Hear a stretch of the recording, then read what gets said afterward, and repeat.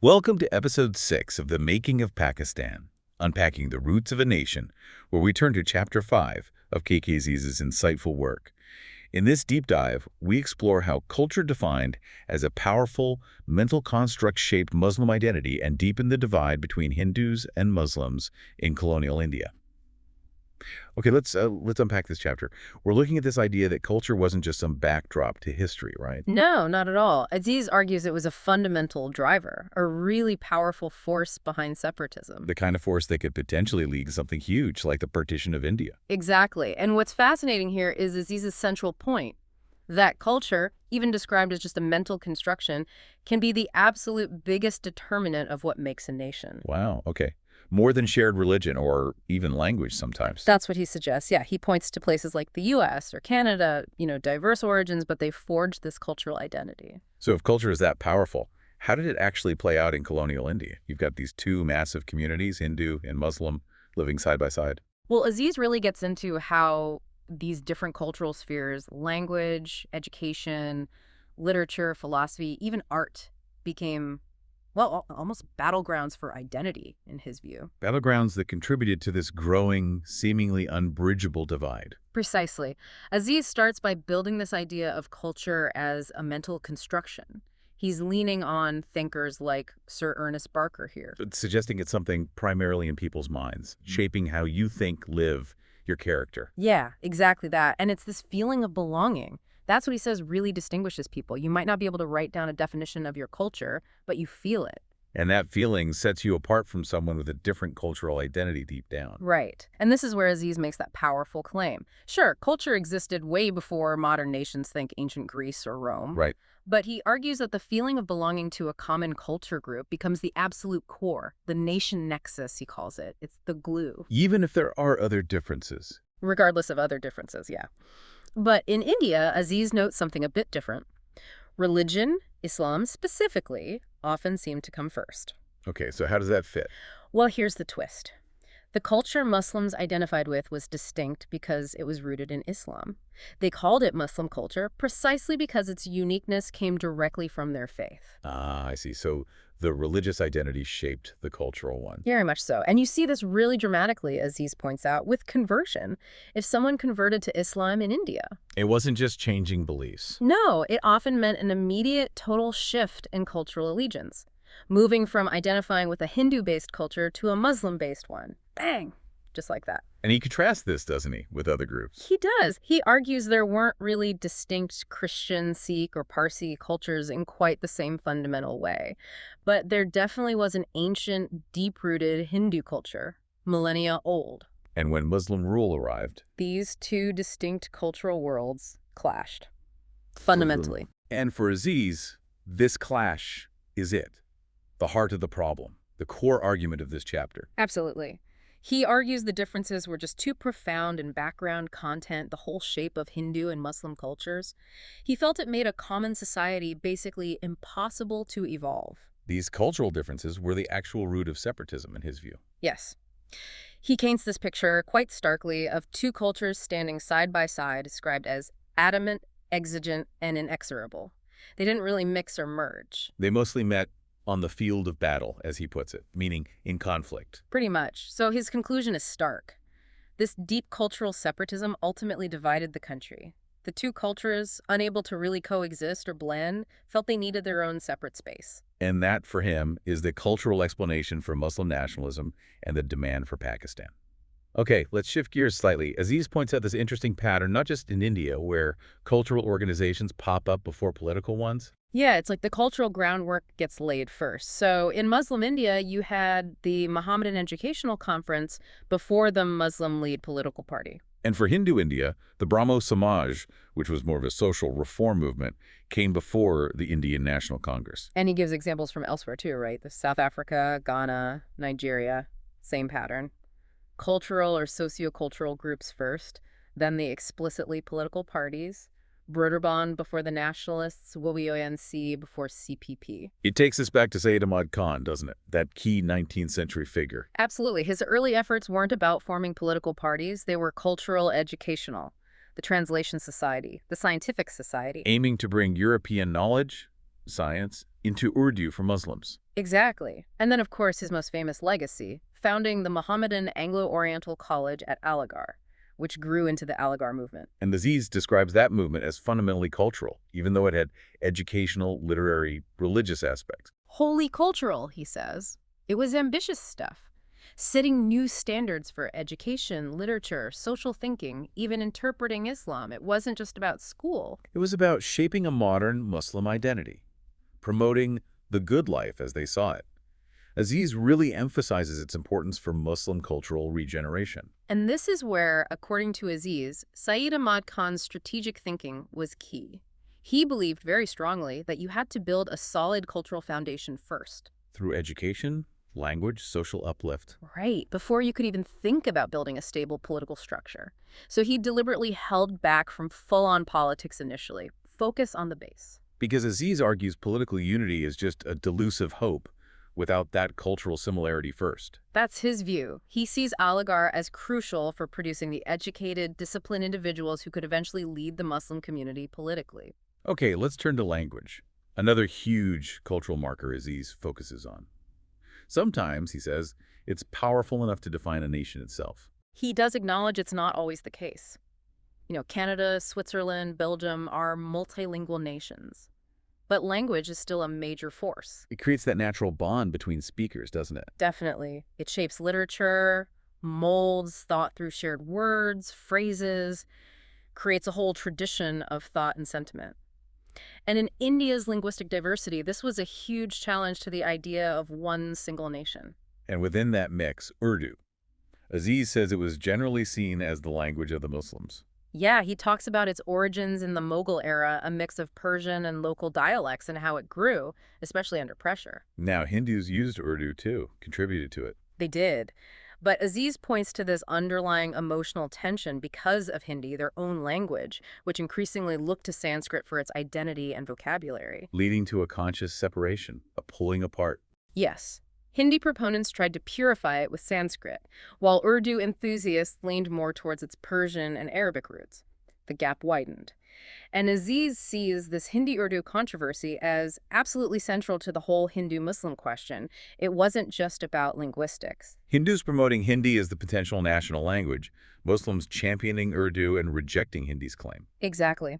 The Muslim League eventually formally adopted Urdu as its national language, demanding protection for it. Congress, meanwhile, aligned with Hindi. What about that compromise attempt, Hindustani? Aziz is pretty dismissive, calls it perfunctory, imaginary, a language nobody really spoke or wrote, trying to be a neutral blend, but failing. And even the name itself was problematic for Muslims, right? Hindustani could sound like language of the Hindus. It could, and was often interpreted that way. And Aziz details accusations against Congress ministries when they held power in provinces. Accusations of favoring Hindi. Yes, at Urdu's expense. Controversies over textbooks, making Hindi compulsory, the Warda scheme for education Muslims saw it all as pushing a Hindi-centric agenda, marginalizing Urdu. So for Muslims, language became really crucial, paramount. Hugely important. Aziz points out that when the Pakistan demand was formalized, Urdu was declared its future national language. Even before that, it had become this key element of Muslim culture and, in their eyes, the Muslim national language of India. But Aziz offers a reality check on that too, doesn't he? He does. Critically, he points out Bengali was spoken by more people who would end up in Pakistan. And crucially, Urdu wasn't the mother tongue in most of West Pakistan, Punjab, NWFP, Sindh, Baluchistan. They had their own regional languages. Not even widely understood in rural areas of Punjab or Sindh. Apparently not. So given that, how did Urdu become the symbol? Aziz gives three main reasons. Okay, what did I? First, sort of a negative reason. Hindu opposition. The very push to replace Urdu actually rallied Muslims behind it. It became a symbol of resistance and identity. Makes sense. What's the second? Second, a positive factor. Urdu did have a rich, developed literature, especially poetry, and it was understood by educated Muslims in towns and cities across India. So if they had to pick one pan-Indian Muslim language... Urdu was the most practical choice, the lingua franca for that group. Kinda, yeah. And third, maybe the most important, sheer nationalistic need. If Muslims saw themselves as a separate nation, they felt they needed a separate language. So Urdu was consciously adopted as a symbol. as a powerful sentiment, a unifying slogan for the idea of a separate country, even if the linguistic reality on the ground was more complex. Right. Okay, let's move on to education. Aziz calls this part of the spiritual superstructure of nationalism. Huge influence. Yeah, shaping social ideas, national character. He quotes that line, "Those who control the schools command the destinies of the people. Education first, then politics." Takes us back to Sayyid Ahmad Khan's strategy again. Exactly. And Aziz explains Muslim educational ideals often differed quite a bit from Hindu ones. Initially, especially after 1857, Muslims were slower, more wary of Western-style education. Why was that? Well, Aziz notes many parents were suspicious of these newfangled Western ideas. They preferred traditional religious schools, maktabs, madrasas, with their focus on religion, basic literacy, arithmetic. And avoiding English. Yeah, That held them back. definitely. Both materially, getting government jobs and intellectually in terms of accessing Western knowledge. Aziz contrasts this. He says Hindu nationalism often drew early inspiration from Western thought. Whereas Muslim nationalism emerged later, partly nurtured by places like Aligarh, combining Western and Islamic learning. Right. And he highlights this educational nationalism through the big denominational universities, Aligarh Muslim University evolving from the MAO College. And Banaras Hindu University from the Central Hindu College. Exactly. These weren't just neutral learning centers. They were explicitly set up to promote a specific national culture and society for their community. And getting Aligarh University status was a real struggle, wasn't it? Oh, yeah. Fundraising, pushing back against government control. Aziz says the Muslim community felt educationally naked without their own university reflecting their ideals. Aligarh owes a huge debt to that Muslim nationalist feeling. He also mentions Osmania University in Hyderabad. Unique, using Urdu for higher learning. Yes, with a massive translation bureau, making Western classics available in Urdu literature, philosophies, science, history, actively building a modern scientific vocabulary in Urdu. Quite an achievement. And then lots of smaller Muslim and Hindu colleges, too, often run by community societies. Right. Even if they followed university curricula, the staff, students, the whole atmosphere often reinforced those communal lines. So Aziz summarizes the reasons for Muslims lagging in education. Post-mutiny caution, poverty, but critically, this clash with the British secular system. That clash was key. The British aimed for neutrality by excluding religious instruction. Hindus mostly went along with it, but Muslims really resented it. Because Islam is so central to life, a purely secular system felt inadequate. Inadequate, unsuitable. They insisted Islamic teaching had to be part of it. Plus, the system often neglected traditional Islamic values and languages. Like Arabic, the language of the Quran, or Persian, the language of culture, and Urdu's parent. Exactly. Oriental learning often got sidelined. Aziz sees this educational gap as a real stumbling block to national solidarity. Political awakening follows educational awakening, he argues. But then he makes that counterintuitive point about Hindu opposition actually uniting Muslims educationally. Yeah, it's fascinating. He says when Hindus opposed Muslim educational projects like Aligarh or Dhaka universities, citing national unity or secularism. Muslims saw hypocrisy, especially with Banaras Hindu University existing. Precisely. They saw it as Hindus trying to keep them down. And paradoxically, this perceived unfairness solidified Muslim determination to have their own institutions. It became a unifying cause. He mentions a pretty grim report from 1942, Mohammedan Educational Conference. Yeah, painting a bleak picture. Low Muslim enrollment, poor Muslim studies provision, claims of Muslim schools being closed or starved of funds. And particularly critical of the Warda scheme, the Congress-Gandhi Education Plan. Scathing.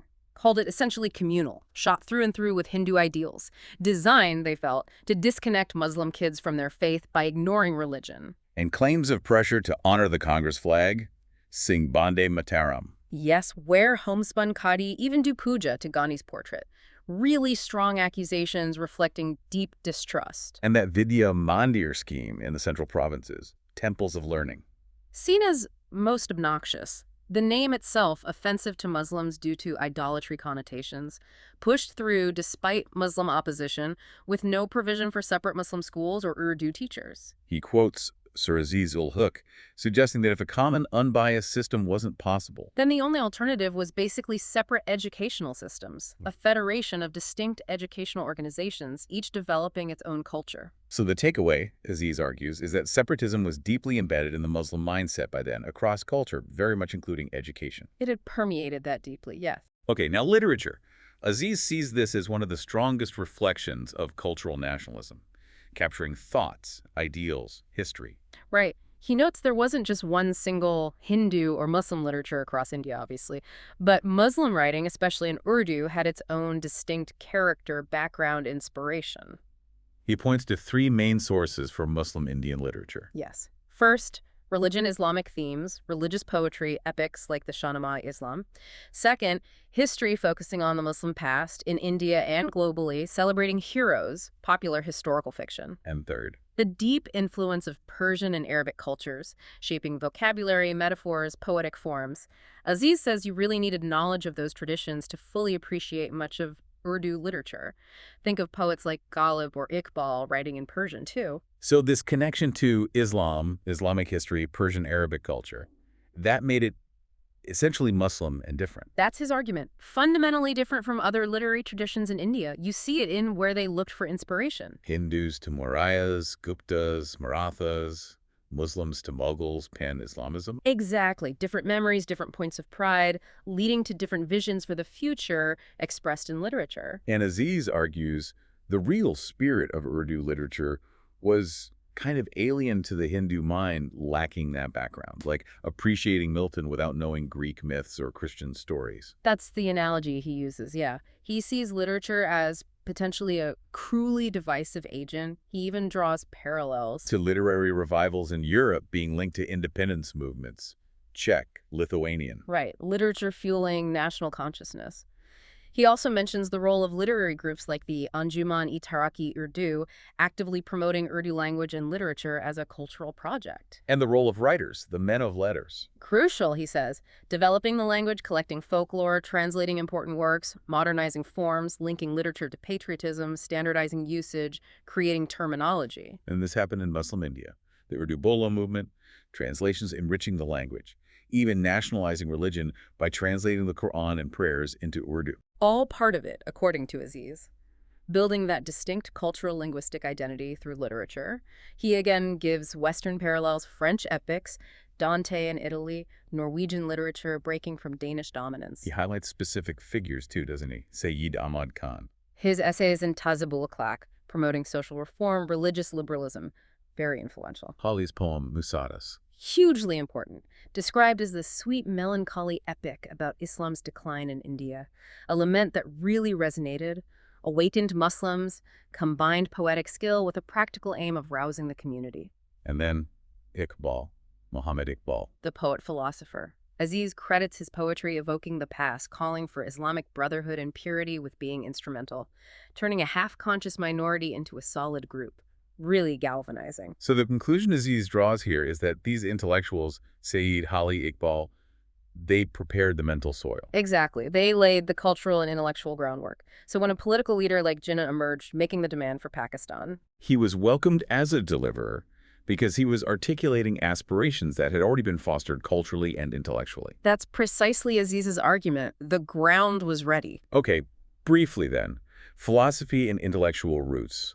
Not as tangible maybe, but provides ballast to the national idea. Yeah, it gives it ideological weight. And again, Aziz notes fundamentally different lineages. Hindus looking to Kautilya, Radhakrishnan, or Aurobindo. Muslims to Avicenna, Al-Ghazali, Al-Farabi, later Iqbal, Totally different philosophical backgrounds. He argues this prevented any real community of thought from developing between the two, even if they shared a state. And again, intellectual leaders paving the way for politicians. Yes. Hindu nationalism often involved comparing and praising Hindu civilization, especially against the West. Think of Gandhi on Hindu spirituality versus Western materialism. While Muslim nationalism looked back to Islam's golden age, often critical of both Hindu and Western ways. Generally, yes, though Aziz points out what he calls a subtle and significant difference in the Muslim reaction to the West compared to the Hindu one. Ooh! What's the difference? He suggests Hindu reaction often included disapproval, even hatred, but crucially, fear. The West was seen as alien, unknown. Whereas Muslims Didn't have quite the same fear, Aziz argues. There was a historical connection, however fraught, between Islam and the West. Think of Arab scholars preserving Greek learning. So while Muslims might dislike aspects of the West, it wasn't a complete rejection born of fear of the unknown. And he contrasts Gandhi and Jinnah to illustrate this. Right. Gandhi is the orthodox Hindu opposing Western medicine using satyagraha, Jinnah as the modern constitutionalist using liberal Western political methods. Reflecting different cultural orientations towards the West, Aziz says Muslim India never called Western civilization satanic like Gandhi did. That's the point he makes, yeah. Yeah. A different underlying relationship. And finally, art, another expression of values important for solidarity. And again, Aziz sees distinct heritages with little real merging. Muslims look to Mughal architecture, Taj Mahal, Red Fort, mosques, and miniature painting. Hindus to South Indian temples, Rajput or Gandhara painting. Different aesthetics, different inspirations. And Aziz stresses the lack of mixing. Muslims found Hindu temple art, with its depictions of deities, often distasteful because of Islamic anti-idolatry. And Hindus saw mosques, domes, minarets as clearly Islamic, not really part of their artistic world. Exactly.